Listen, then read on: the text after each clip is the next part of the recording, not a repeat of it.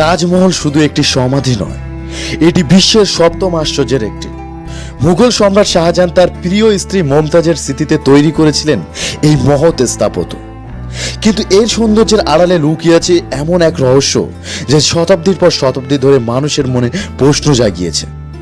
তাজমহলের কিছু ঘর রয়েছে যেগুলো আজও বন্ধ অবস্থায় পড়ে আছে।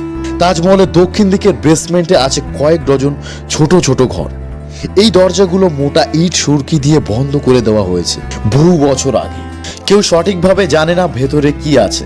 সরকারিভাবে বলা হয় এগুলো বন্ধ রাখা হয়েছে ভবনের স্থায়িত্ব রক্ষার জন্য, কিন্তু জনশ্রুতি বলে অন্য কথা। কেউ বলে এর ভিতরে আছে অদ্ভুত কিছু লেখা, কেউ বলে লুকিয়ে আছে অন্য কোনো ইতিহাস। আবার অনেকে মনে করেন শাহজাহান এই ঘরগুলো ব্যবহার করতেন রাজকীয় ভল্ট হিসেবে, যেখানে ছিল সোনা, রূপা ও মূল্যবান ধনসম্পদ। কিন্তু কাহিনী তো আরো রহস্যময়। তারা বলে ভিতরে নাকি রয়েছে ভয়ঙ্কর রাসায়নিক বা এমন কিছু জিনিস যা আলো হাওয়া পেলে ক্ষতি হতে পারে।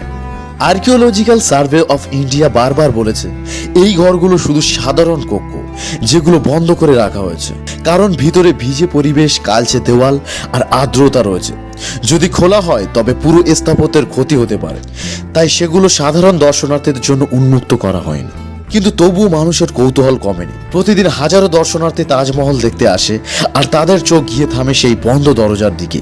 প্রশ্ন একটাই, এর ভেতরে কি আছে, ইতিহাস নাকি অন্ধকার? সম্ভবত সত্যিটা আমরা কখনোই জানবো না।